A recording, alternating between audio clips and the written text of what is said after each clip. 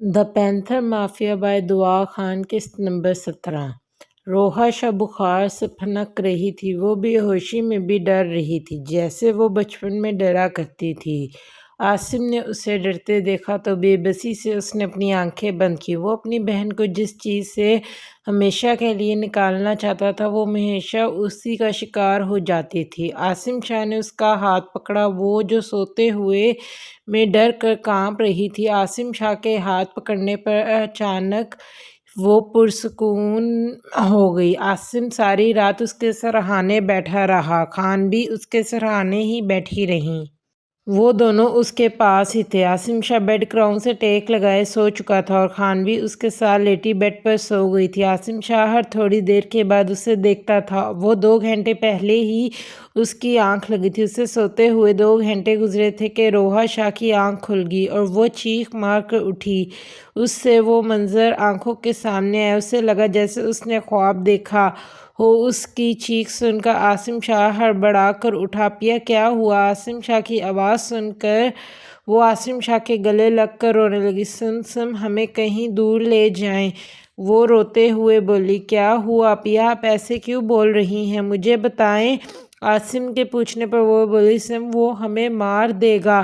روحا نے روتے ہوئے کہا، ہوا کیا ہے پیا، اور کوئی بھی آپ کو نہیں مار سکتا، میں آپ کے ساتھ ہوں۔ پیا کسی کو میں یہاں تک پہنچنے کی اجازت نہیں دیتا کہ وہ میری بہن کو اس طرح تکلیف پہنچائے۔ عاصم شاہ نے روحا کے گرد حصار تنگ کرتے ہوئے کہا تو عاصم کی اس بات پر روحا شاہ عاصم کی طرف آنکھوں سے دیکھا، جس پر عاصم شاہ نے اپنا سر ہلایا، اسے یقین دلایا کہ وہ ہمیشہ اس کی حفاظت کرے گا۔ روحا اس کے سینے پر سر رکھ کر رونے لگی۔ بس اپیا، اب رونا نہیں، کچھ نہیں ہوگا، میں آپ کے ساتھ ہوں، میں آپ کو کبھی اکیلا نہیں چھوڑوں گا۔ عاصم شاہ نے اسے یقین دلایا، اسے حوصلہ دیا، جس پر وہ بالکل خاموش ہو گئی، کیونکہ اسے اپنے بھائی پر یقین تھا۔ اسے ہر مشکل، ہر پریشانی سے بچانے کی سخت رکھتا تھا، اس لیے ایسے چپ ہو جانے پر عاصم شاہ مسکرایا۔ اسے پتہ تھا اس کی بہن اس پر اندھا یقین کرتی ہے، جو غلط بھی نہیں تھا۔ عاصم شاہ پوری دنیا سے ٹکرا جاتا تھا اپنی بہن کے لیے، جس میں اس کی جان بستی تھی۔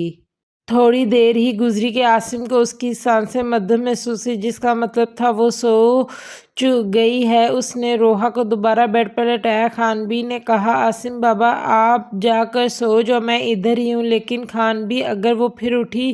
عاصم نے کہا، نہیں، وہ اب نہیں اٹھے گی، کیونکہ اسے پتہ ہے عاصم اس کے پاس ہے۔ عاصم ایک نظر اپنی بہن پر ڈالتا ہوا کمرے سے باہر نکل گیا۔ صبح ہو چکی تھی اور وہ ساری رات ایسے ہی بیٹھا رہا۔ اسے اب تھوڑی نیند کی ضرورت تھی۔ عاصم اپنے کمرے میں چلا گیا۔ خان بھی نے اٹھ کر نماز ادا کی اور باہر چلی گئی۔ روحا دوبارہ سے سو گئی۔ جب وہ سو کر اٹھی، بخار اس کا ویسے کا ویسا ہی تھا۔ اب خان بھی اس کا ناشتہ لے کر کمرے میں آئی اور وہ نڈھال سی ابھی بھی لیٹی ہوئی تھی۔ عاصم شاہ نے اسے سہارا دے کر اٹھایا۔ اس نے اس کے سینے پر سر رکھا۔ عاصم نے اس کے گرد اپنا حصار باندھا اور اپنے ساتھ ہی لگائے رکھا۔ خان بھی نے اسے ناشتہ کروایا اور اس کو میڈیسن دی۔ خان بھی، ان کا بخار کم نہیں ہو رہا، میں ڈاکٹر کو بلاتا ہوں، آخر ان کو آرام کیوں نہیں آ رہا، وہ دوبارہ چیک کر جائیں۔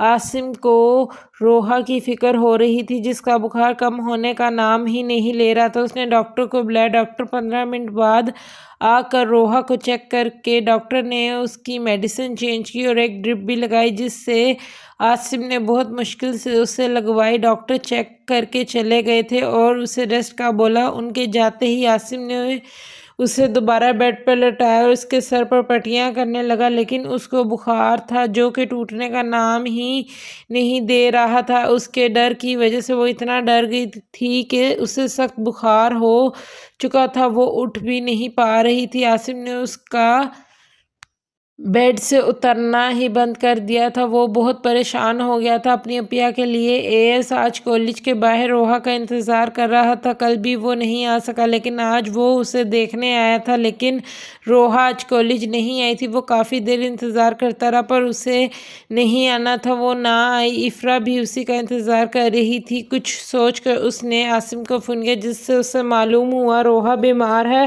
اور وہ کالج نہیں آئے گی۔ افرا پریشان ہو گئی، آخر اس کی دوست کو کیا ہو گیا ہے، کس کی نظر لگ گئی ہے جو ہر وقت بیمار رہنے لگی ہے۔ وہ اب اس سے ملنے جانے کا سوچتی اپنی کلاس اٹینڈ کرنے چلی گئی۔ آج میتھمیٹکس کے ٹیچر بھی واپس آ چکے تھے اور وہ عاشق چلا گیا تھا۔ کہاں کسی کو کچھ معلوم نہیں، پرنسپل بھی غائب تھا، کسی کو بھی معلوم نہیں تھا کہ وہ کہاں چلے گئے۔ جس پر ایس کا غصے سے برا حال تھا۔ اس نے اپنے کسی جاننے والے کو پرنسپل ہائر کر لیا تھا کہ پرنسپل جب واپس آئے تب تک کوئی تو اس ادارے کو سنبھال سکے۔ آج اس کو کہیں جانا تھا لیکن وہ پہلے روحا کو دیکھنا چاہتا تھا تو روحا تو اسے نہیں ملی، اس لیے اس نے یہاں سے جانا ہی بہتر سمجھا۔ عاصم روحا کو دوبارہ سے ریسٹ کرنے کا بول کر خود نیچے ہال میں آیا کیونکہ دادا سائی نے سب کو نیچے ہال میں جمع ہونے کا بولا تھا۔ سبھی وہاں موجود تھے۔ عاصم شاہ کو دیکھ کر سلطان شاہ نے پہلو بدلا۔ یہ لڑکا جو کوئی بھی لحاظ نہیں کرتا تھا اور ہر جگہ سب کی بس بدتمیزی کرتا تھا، وہ ان کے لیے مصیبت واقع ہوا تھا۔ جو نہ جگہ دیکھتا تھا نہ موقع محل، اور جو بات دل میں ہوتی وہ بات کر دیتا تھا۔ علی ابھی تک لوٹ کر نہیں آیا تھا، اسے گئے ہوئے 2 ہفتے ہو چکے تھے اور نہ ہی کسی کو پتا تھا کہ وہ کہاں گیا ہوا ہے۔ روحا شاہ وہاں نہیں تھی، باقی گھر کا ہر فرد وہیں موجود تھا۔ صنم اور صدف بھی اپنی ماں کے ساتھ وہیں کھڑی تھی۔ صدف عاصم شاہ کو دیکھ کر اپنی ماں کے پیچھے چھپ گئی۔ اسے عاصم شاہ سے اب ڈر لگتا تھا، اسے خود سے ڈرتا دیکھ کر عاصم شاہ مسکرایا۔ صفی شاہ فاروق عالمگیر سے پوچھا، بابا سائیں کوئی خاص وجہ آپ نے ہمیں یہاں بلایا؟ فاروق شاہ مسکرائے، صفی کوئی آنے والا ہے جس کے لیے میں نے تم سب کو یہاں بلایا؟ صفی شاہ سمجھ گئے اور وہ بھی مسکرائے، آپ سچ کہہ رہے ہیں بابا سائیں؟ انہیں یقین نہیں تھا۔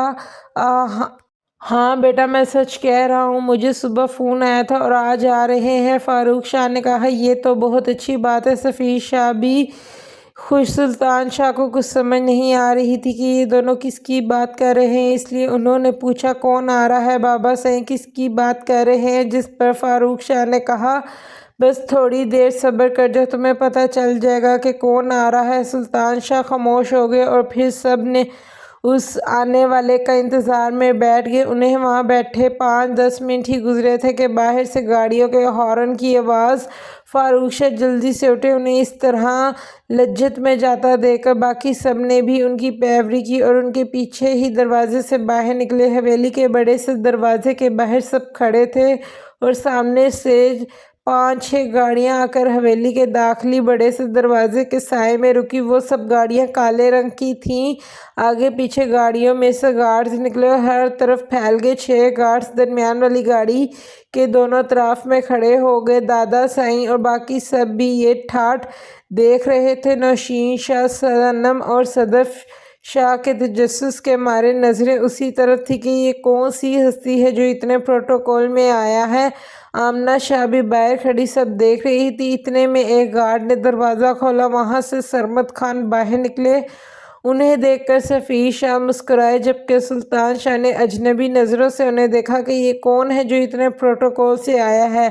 اتنے میں گاڑی کی دوسری طرف کا دروازہ گارڈز نے کھولا، جس میں سے چمچماتے ہوئے کالے شوز میں مقیم پاؤں باہر رکھے گئے اور پھر اس شخص نے اپنا دوسرا پاؤں بھی گاڑی سے باہر نکالا، گاڑی کے دروازے پر ہاتھ رکھا، وہ باہر نکلا۔ اس نے بلیک پینٹ اور اوپر وائٹ شرٹ پہنی ہوئی تھی جس کے ہاف سلیو سے چھلکتے اس کے مسل جو کثرت سے جم کرنے کا نظریہ دے رہے تھے، وہ بلا کا حسین لگ رہا تھا۔ اس نے اپنی آنکھوں پر گلاسز لگائے ہوئے تھے۔ وہ جیسے ہی گاڑی سے باہر نکلا، صدف اور صنم منہ کھولے اس ہینڈسم کو دیکھ رہی تھیں جو بلا کا حسین تھا۔ اس نے اپنی آنکھیں چھپائی ہوئی تھیں جن کا کوئی بھی رنگ نہیں دیکھ سکتا تھا۔ ماتھے پر بکھرے بال جو ہوا کے زور سے ہل رہے تھے اس پر بہت جچتے تھے۔ انابی لب جو زیادہ سگریٹ پینے کی وجہ سے اپنی سرخی کھو رہے تھے۔ وہ ایک مغرورانہ چال چلتا ہوا سرمد خان کے پاس آ کر رکا۔ اسے دیکھتے ہی دادا سائیں کی آنکھیں نم ہوئیں۔ صفی شاہ کا بھی یہی حال تھا، لیکن باقی سب نے بھی نظریں اس کی طرف دیکھ رہے تھے۔ کوئی بھی اسے نہیں پہچان سکا تھا کہ آخر یہ کون ہے۔ سلطان شاہ جب اس لڑکے کو دیکھا تو انہیں اس میں اپنے مرحوم بھائی کی جھلک نظر آئی۔ یہی حال فاروق شاہ اور سفیر شاہ کا بھی تھا۔ وہ اپنے باپ سے بہت حد تک مشابہت رکھتا تھا۔ سرمد خان نے اس کے کندھے پر ہاتھ رکھا اور وہ چلتے ہوئے فاروق شاہ کے پاس آئے اور کہا، سردار صحیح میں آپ کی امانت آپ کے پاس لیے آیا ہوں۔ جس پر فاروق شاہ نے نم آنکھوں سے اس کی طرف دیکھا۔ فاروق شاہ ایک پتھر دل انسان تھا جس نے اپنی ہی غلطیوں کی وجہ سے اپنے بیٹے کو خود سے دور کیا، اور آج اسی بیٹے کی نشانی ان کے سامنے کھڑی تھی جسے دیکھ کر وہ رو رہے تھے۔ وہ زندگی میں 2 بار ہی روئے تھے، ایک بار اپنے بیٹے کی جدائی پر اور آج اسی بیٹے کی نشانی اپنے سامنے۔ ایسے دیکھ کر انہیں یقین نہیں تھا کہ ان کا وارث ان کے بیٹے کی آخری نشانی انہیں ایسے ملے گی۔ وہ لڑکھڑاتے قدموں سے آگے بڑھے۔ سفیر شاہ نے ان کی لڑکھڑاہٹ محسوس کی اور انہیں سہارا دیا۔ انہوں نے سفیر شاہ کی طرف دیکھا۔ سفیر شاہ نے آنکھوں کے اشارے سے انہیں ہمت دلائی کہ وہ ان کے ساتھ ہیں۔ دونوں باپ بیٹا آہستہ آہستہ چلتے ہوئے اس تک پہنچ کر جگہ سے 1 انچ بھی نہ ہلا۔ وہ چٹان کی مضبوطی لیے وہاں کھڑا تھا۔ اسے کوئی فرق نہیں پڑتا تھا ان کے اس ڈرامے بازاریت سے۔ وہ یہاں بھی صرف سرمد خان کے کہنے پر آیا تھا، ورنہ یہاں آنا تو دور وہ کبھی ان سب کی شکل بھی نہیں دیکھنا چاہتا تھا۔ وہ بالکل بے گنگی سے وہاں کھڑا تھا۔ فاروق عالمگیر اس کے پاس آئے اور بالکل اس کے سامنے کھڑے ہوئے غور سے دیکھنے لگے، جو کافی حد تک اپنے باپ سے مشابہت رکھتا تھا۔ اسے دیکھ کر ان کی آنکھیں نم ہوئیں، ان کے آنسو بالوں پر بہہ نکلے جسے صاف کرنے کی انہوں نے زحمت نہیں کی۔ انہیں ہوش ہی نہ رہا۔ اسے دیکھنے کے بعد وہ بس اسے دیکھتے رہے تھے۔ وہ عالم سکندر شاہ تھا۔ سکندر فاروق عالمگیر کی آخری نشانی۔ عالم شاہ کو کوفت ہونے لگی۔ اسے دیکھ کر سفیر شاہ آگے بڑھے اور اس کے گلے لگے۔ کیسے ہو؟ سفیر شاہ نے اس سے پوچھا تو اس نے صرف سر ہلایا پر بولا کچھ بھی نہیں۔ عالم شاہ کا یہ انداز اور اتنا ایٹیٹیوڈ دیکھ کر سرمد خان نے اس کے بازو پر ہاتھ رکھا تو اس نے گلاسز سے ہی انہیں گھورنے کی کوشش کی، جس کا اندازہ سرمد خان کو ہو چکا تھا۔ انہوں نے اسے تھپکی دے کر آگے ہو، جس پر اس نے سفیر شاہ کے گرد ایک بازو حائل کیا۔ سفیر شاہ نے جب اس کا حصار محسوس کیا تو انہوں نے اپنے دونوں بازو اس کے گرد حصار تنگ کیے، جس پر عالم شاہ نے آنکھیں گھمائیں۔ سفیر شاہ پیچھے ہوئے اور فاروق شاہ نے اسے اپنے حصار میں لیا۔ آج پہلی بار گھر کے سب افراد نے فاروق شاہ کو روتے ہوئے دیکھا تھا۔ فاروق شاہ جیسا ناپرست انسان آج اپنے پوتے کے گلے لگ کر رو رہا تھا۔ سبھی حیرانگی سے دیکھ رہے تھے۔ نوشین شاہ تو سمجھ ہی نہ آئی کہ آخر یہ ہے کون فاروق شاہ جس کے گلے مل کر رو رہے ہیں۔ سلطان شاہ نے سفیر شاہ کے کندھے پر ہاتھ رکھا تو سفیر شاہ کو یاد آیا گھر میں تو کسی کو کچھ پتا ہی نہیں، جس پر سفیر شاہ نے سلطان شاہ سے کہا، یہ ہمارے سکندر کا بیٹا ہے، عالم سکندر شاہ، اور عالم شاہ یہ آپ کے بڑے تایا ہیں۔ سلطان شاہ میں چھوٹا تایا۔ سفیر شاہ یہ آپ کے دادا فاروق عالمگیر شاہ اس گاؤں کے سردار۔ سفیر شاہ اسے جب سے ملایا تو اس نے صرف سر ہلایا۔ سلطان شاہ تو سکندر شاہ کا بیٹا دیکھ کر حیران رہ گئے۔ ان کی نظر میں تو وہ مر چکا تھا، لیکن یہ تو زندہ ہے۔ صنم صدف آنکھیں پھاڑے اسے دیکھ رہی تھی۔ اتنا خوبصورت مرد ان کا کزن ہے۔ ان دونوں نے ایک دوسرے کی طرف دیکھا اور پھر شیطانی سی مسکرائیں۔ نوشین شاہ جلدی سے آگے ہوئیں اور اس کے گلے لگی، میرا بچہ اتنا بڑا ہو گیا، کہاں تھا تو؟ تجھے ہماری یاد نہیں آئی؟ نوشین شاہ کی بھرپور ایکٹنگ جاری تھی، جسے دیکھ کر آمنہ شاہ نے نفی میں سر ہلایا۔ پھر سب باری باری اس سے ملے پر وہ اپنی جگہ سے نہ ہلا۔ ایسا لگتا تھا جیسے اس نے اپنی گردن میں سریا فٹ کروایا ہو۔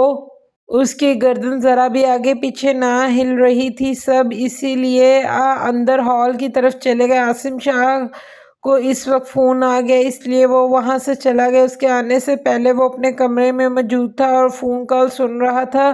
سبھی ہال میں موجود تھے۔ اس سے آوازیں آ رہی تھیں مگر وہ وہاں نہیں جانا چاہتا تھا۔ فون کال کٹ کرتے ہی وہ روحا شاہ کے کمرے کی طرف چلا گیا۔ اسے کوئی غرض نہیں تھی کون آیا تھا کون جاتا ہے، اسے بس چند لوگوں سے غرض تھی۔ وہ تھی اس کی بہن یا اپنے ماں باپ۔ باقی کے ڈراموں سے وہ اچھی طرح سے واقف تھا۔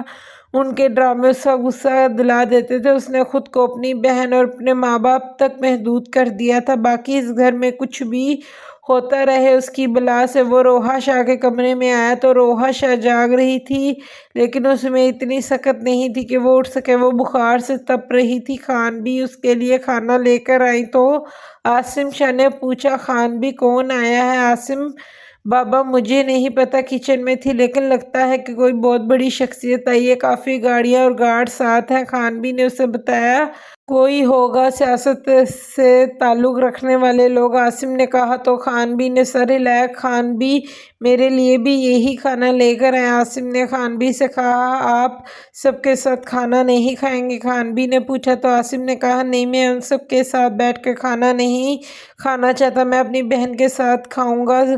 خان بھی نے سر ہلاتی ہوئی کھانا لینے کے لیے چلی گئی۔ تھوڑی دیر کے بعد عاصم کا کھانا روم میں لے آئی۔ ان دونوں بہن بھائی کو کھانا کھاتے دیکھ کر وہ مسکرائیں اور نیچے چلی گئی۔ ڈائننگ ہال میں سب کھانا کھا رہے تھے اور فاروق عالمگیر سربراہی کرسی پر بیٹھے ہوئے تھے۔ ان کے دائیں ہاتھ عالم شاہ بہت ہی مغروریہ سا بیٹھا ہوا تھا۔ ایسا لگتا تھا کسی نے مجبوری میں وہاں اسے بٹھایا، ایسا جیسے کسی نے گن پوائنٹ پر اسے بٹھایا ہو کہ اگر تم اٹھے تو تمہیں شوٹ کر دیں گے۔ صدف اور صنم بس اسے ہی دیکھ رہی تھی۔ وہ ان کی ماہویت نوٹ کر رہا تھا۔ اسے ایسی حرکتیں سخت ناپسند تھی۔ اس کا دل کیا کہ ان دونوں لڑکیوں کو اٹھا کر پھینک دے۔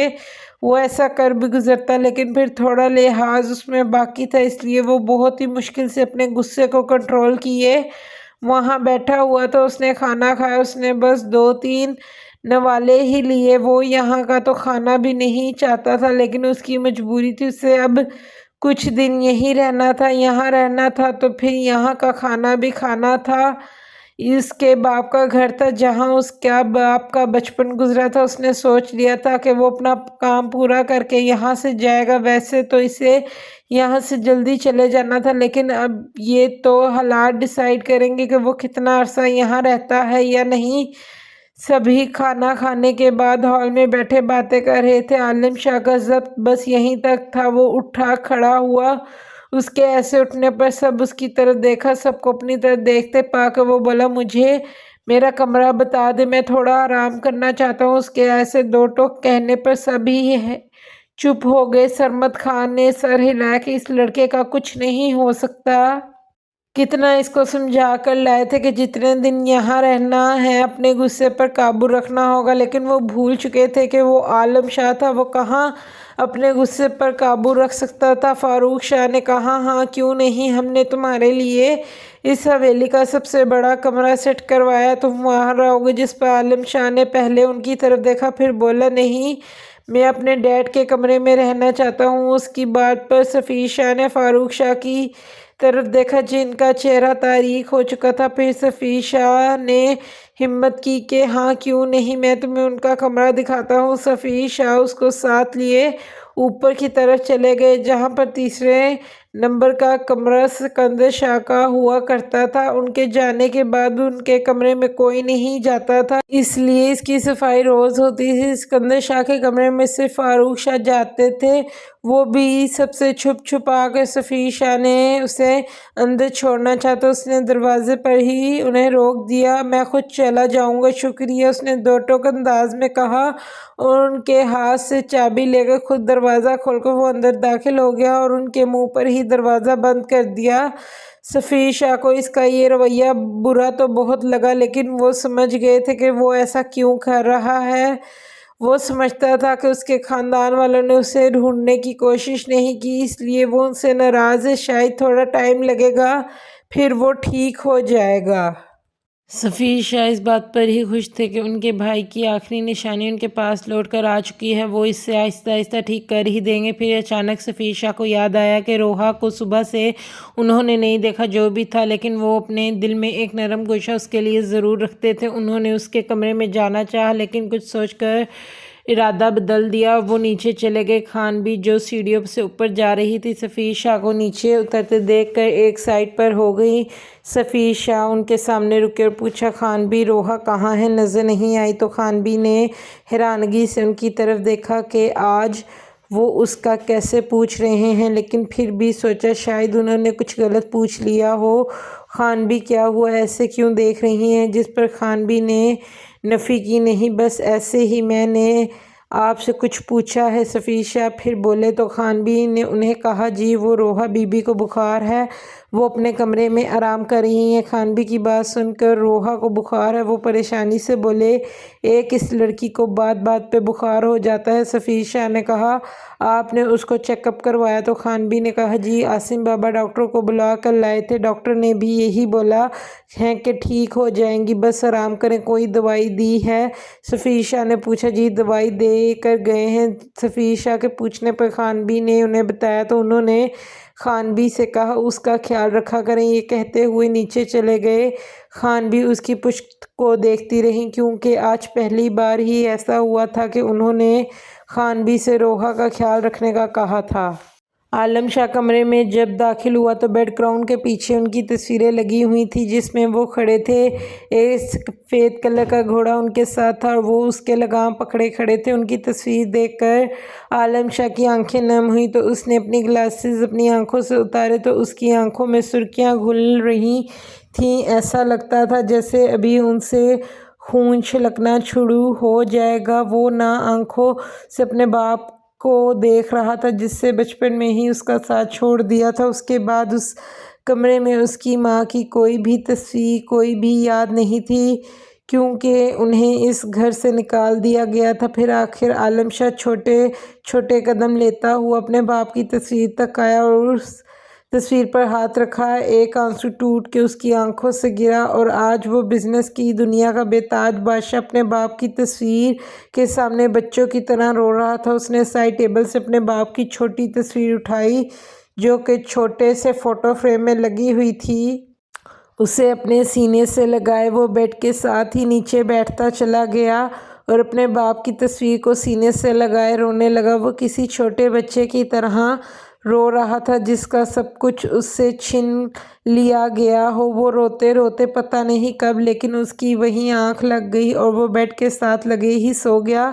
کچھ دیر بعد جب اس کی آنکھ کھلی تو کافی ٹائم ہو چکا تھا۔ وہ کافی حیران ہوا، آج کافی عرصے کے بعد وہ اس ٹائم سکون کی نیند سویا تھا۔ وہ کبھی بھی نہیں سوتا تھا، رات کو بھی مشکل سے 2-3 گھنٹے سو پاتا تھا۔ اسے تو اتنے برے خواب آتے تھے کہ وہ اسے سونے نہیں دیتے تھے۔ اسے وہ سب کچھ یاد آتا تھا جو اس کے ساتھ ہوا تھا۔ وہ کیسے سکون سے سو سکتا تھا؟ لیکن آج اپنے باپ کے کمرے میں آ کر وہ سکون کی نیند سویا۔ اب وہ بالکل فریش تھا۔ وہ اٹھا اور اپنے باپ کی تصویر پر لب رکھ کر اسے دوبارہ سے اپنی جگہ پر رکھا، پھر فریش ہونے کے لیے واش روم میں چلا گیا۔ واش روم میں سے فریش ہو کر باہر آیا تو اس نے ڈریسنگ روم کی طرف رخ کیا۔ جب ڈریسنگ روم میں داخل ہوا تو اس کے باپ کے کپڑے اسے ویسے کے ویسے ہی پڑے ہوئے ملے جس پر اس نے ہاتھ پھیرا۔ اسے اپنے باپ کی خوشبو محسوس ہوئی، اس کی آنکھیں پھر نم ہوئیں۔ الماری سے اپنے باپ کے استعمال شدہ کپڑے نکال کر دیکھنے لگا۔ اسے ایک سوٹ پسند آیا جو اس کے باپ نے